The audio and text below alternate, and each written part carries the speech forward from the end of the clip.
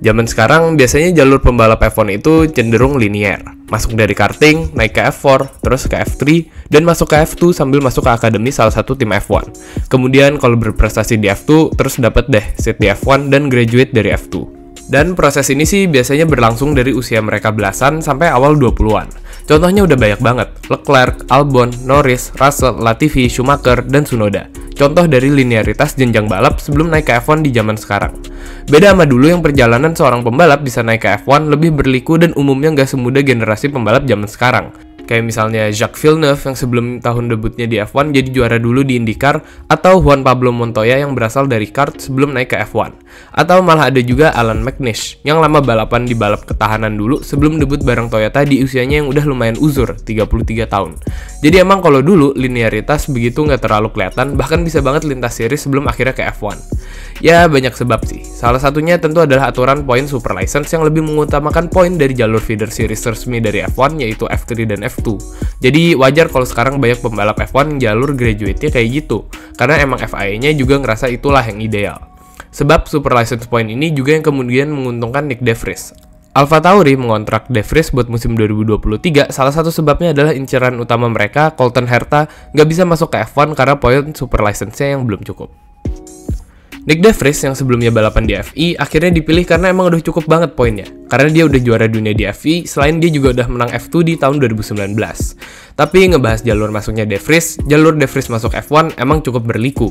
Ketika kebanyakan pembalap yang juara F2 bisa langsung naik ke F1 dari jalur akademinya, De Vries ini bisa dibilang ketinggalan kereta. Setelah juara dunia di F2, maka otomatis F2 udah nggak mau nerima De Vries lagi. Karena emang ada aturan yang juara F2, maka dianggap udah lulus dan nggak bisa lagi balapan di sana. Sayangnya, karena De Vries nggak dapet seat buat tahun 2020, maka otomatis De Vries harus cari series baru tempat dia bisa tetap balapan. Ya, abisnya gimana mau dapat seat F1? Sampai titik dia juara F2 di tahun 2019 aja, De Vries ini belum pernah sekalipun bawa mobil F1 beneran buat testing. Jadi wajar banget kalau kemudian belum ada tim yang mau ngelirik.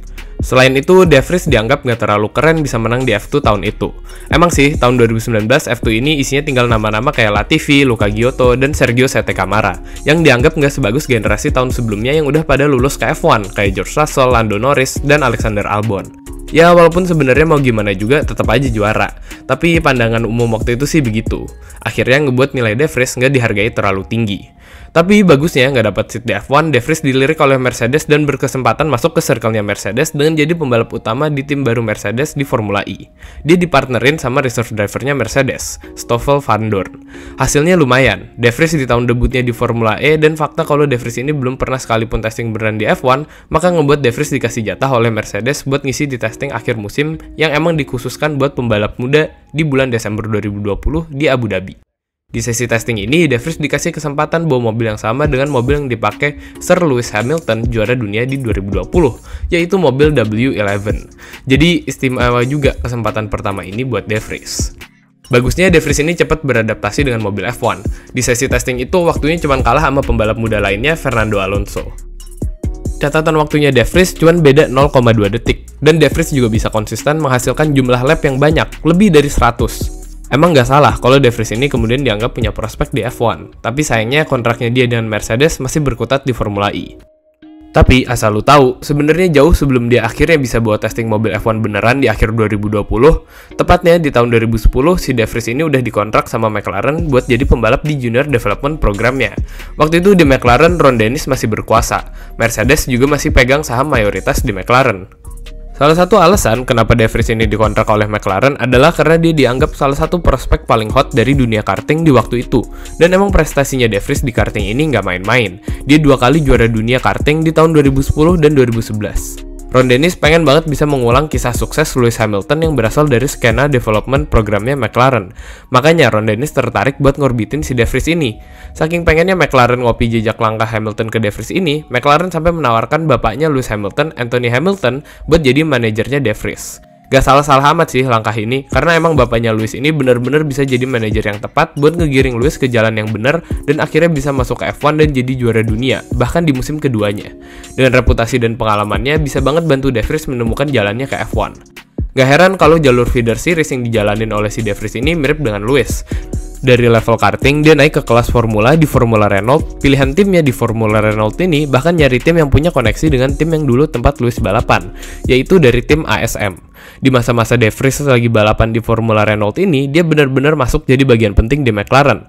Kayak misalnya, dia pernah tampil di serial Tuntnya McLaren. Bahkan dia dapat satu episode sendiri yang khusus nampilin De Vries. Ya meskipun di dunia beneran dia belum pernah dapat kesempatan bawa mobil F1, tapi seenggaknya di serial animasi itu De Vries beneran bawa mobil McLaren. Ya emang wajar sih belum dapat kesempatan bawa mobil F1, usianya aja baru 17 tahun waktu itu. De Vries kan bukan Verstappen yang ujuk-ujuk bisa bawa mobil F1 pas masih 17 tahun. Kondisi itu bisa banget bikin De Vries iri ngelihat teman senegaranya yang lebih bocah dari dia udah ada di F1. Sedangkan dia yang dulunya digadang-gadang sebagai wonderkid cuman bisa ngetes mobil F1-nya McLaren di simulator. Ya kalau ngomongin prestasi, De Vries bisa kok juara di Formula Renault itu. Ya meskipun setelah itu musim ketiganya balapan di sana sih, tapi tetap aja kan gak jelek juga. Hasil bagus ini ngebuat De Vries siap naik kelas ke GP3, jalur yang sama persis kayak Lewis Hamilton. Bahkan timnya juga lagi nyamain Lewis, yaitu tim ART. Cuman sayangnya di GP3 ini De Vries hanya bisa finish di posisi 6 klasemen. Sebenarnya sih nggak jelek-jelek banget buat ukuran debutan, walaupun nggak istimewa dan ngebuat dia nggak bisa langsung menggaransi jalur ekspres buat ke F1.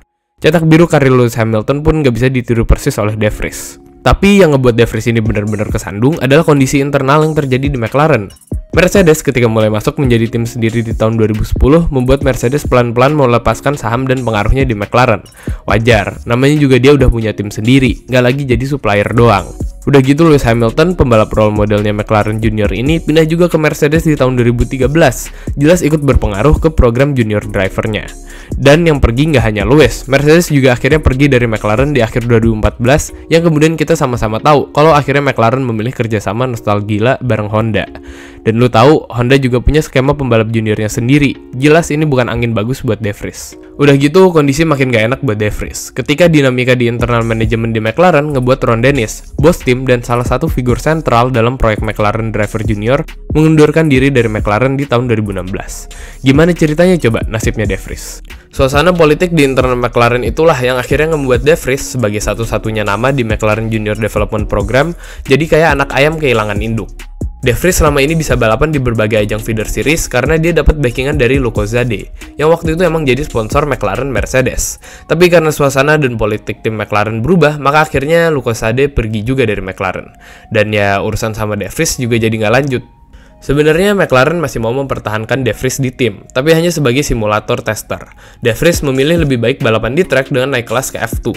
Tapi sayangnya McLaren nggak ada minat buat bayarin De Vries di F2, karena di waktu yang sama tim prinsipalnya McLaren yang baru, Zac Brown, lebih tertarik buat ngasuh dan ngebiayain pembalap muda pilihannya sendiri, yaitu Lando Norris. Situasinya emang rada asem sih buat De Vries di masa-masa itu. Gimana enggak? Dia ngeliat Norris yang baru masuk jadi McLaren Junior Program di awal 2017, tapi bisa langsung testing bahkan ngikut FP1 di musim 2017. Apa nggak namanya gedek coba kalau lu jadi De Vries? Demi mengingat dia udah di sana dari 2010 tanpa pernah dikasih kesempatan testing sekalipun. Padahal sebelumnya De Vries bisa jadi udah sakit hati juga ngeliat salah satu rekrutan McLaren Junior Program di bawahnya dia, Stoffel Vandoorne, masuk ke skema McLaren Junior ini di tahun 2013. Atau ya bisa dibilang adik seperguruannya De Vries di McLaren, tapi nasib baik lebih ngarah ke Vandoorne.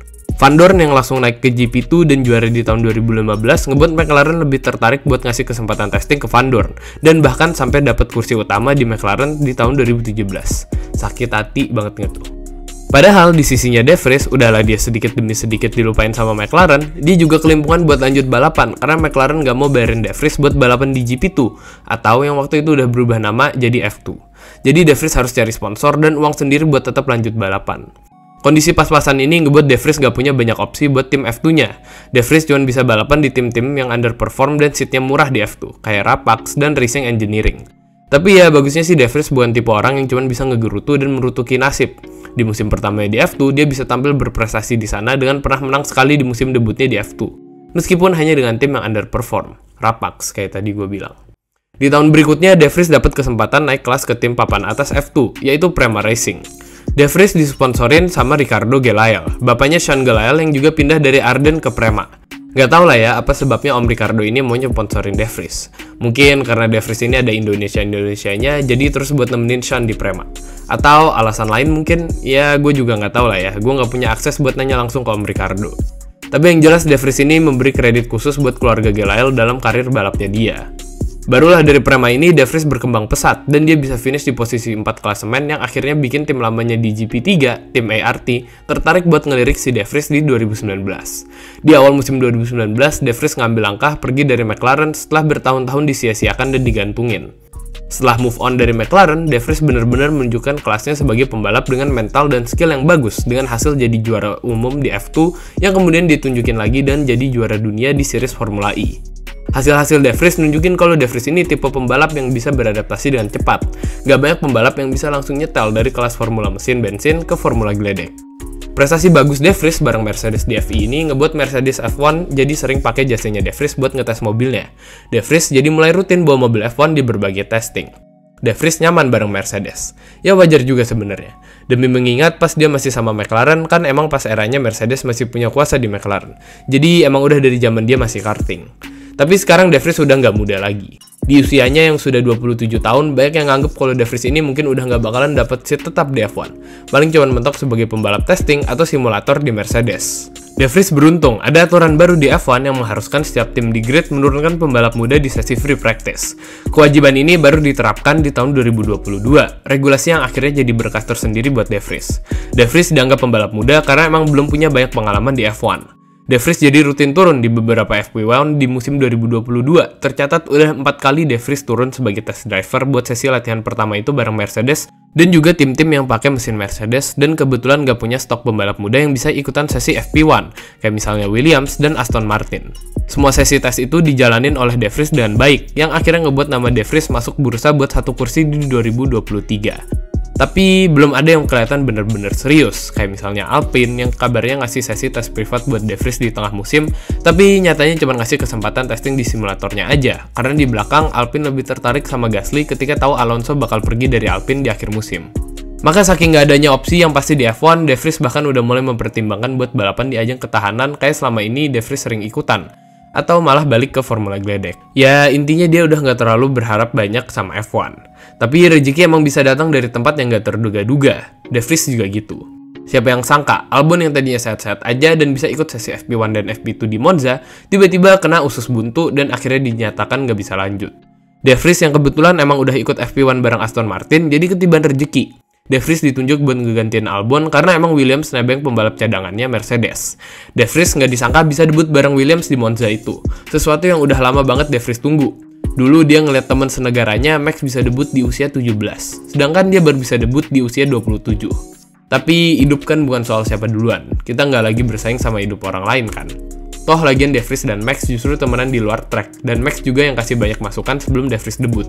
Dengan bekal beberapa faktor kayak kemampuan adaptasi yang bagus, udah gitu De Vries juga udah sempet ikut latihan di Monza, dan terus juga udah pernah bawa FW44, ngebuat De Vries bisa tampil bagus. Di sesi kualifikasi, dia langsung lolos Q2. Ingat, ini Williams loh ya, dan dapat posisi 13 di akhir sesi kualifikasi, dan karena banyaknya pembalap yang dapat penalti, De Vries bisa lompat di posisi 8 di starting grid. Hasil luar biasa di kualifikasi, berlanjut balapan, De Vries bisa bawa Williams di posisi poin sepanjang balapan. Ini mobil yang sama yang sehari-hari dipakai sama Latifi buat bersaing di posisi 16-20 itu loh. Lu bisa bayangin kan betapa gacornya De Vries. Dan De Vries ini beneran bisa bertahan di posisi poin itu sampai finish dan berhak dapet 2 poin. Bawa mobil Williams, dapat poin di balapan debut, udah gitu ngelawan GoTV dengan machinery yang sama. Wah ini sih sama aja kayak menang, udah nggak bisa lebih bagus lagi. Hasil inilah yang akhirnya ngebuat paddock sadar kalau De Vries ini emang deserve buat satu tempat di F1. Habis balapan itu, Max ngasih tahu ke De Vries supaya coba ngomong sama Helmut Marko. Siapa tahu dia bisa dapat kesempatan di AlphaTauri. Dan benar, Opa Helmut beneran minat sama De Vries. Apalagi di AlphaTauri kan emang bakalan ditinggal sama Gasly. Jadi emang ada satu seat kosong. Selain itu, AlphaTauri juga sebelumnya udah gagal ngedapetin Colton Herta gara-gara masalah super license. Dan juga kenyataan kalau pembalap juniornya Red Bull belum ada yang benar-benar menonjol, jadilah De Vries dapat kursi itu. De Vries pun dapat kesempatan buat balapan bareng AlphaTauri di musim depan. Padahal sekalipun dia nggak pernah ada hubungan sama Red Bull sebelumnya, justru dia berangkat dari Mercedes yang notabene adalah rivalnya Red Bull. Jadi De Vries ini udah kayak banteng tersesat yang akhirnya diselamatkan dan masuk ke kandang banteng. Begitulah hidup, kadang kita pengennya juga linear, lurus-lurus aja, habis ini gitu, habis ini gini. Tapi ya pada akhirnya kita sih cuma bisa berusaha dalam kapasitas kita dan memaksimalkan apa yang kita bisa lakukan. Sama kayak De Vries, meskipun jalurnya kayak F1 muter-muter dulu, tapi De Vries beneran nunjukin kalau dia pantas ketika datang kesempatannya. Jadi kalau menurut lu bisa sejauh mana nih De Vries di musim 2023? Akan fight di midfield kah? Mungkin bahkan menantang tim McLaren? Langsung aja komen di bawah. Seperti biasa, kalau ada masukan, saran, langsung aja komen di bawah. Makasih banyak udah nonton video ini. Dan jangan lupa like dan share kalau lu beneran suka. Sampai ketemu di video berikutnya. Dadah!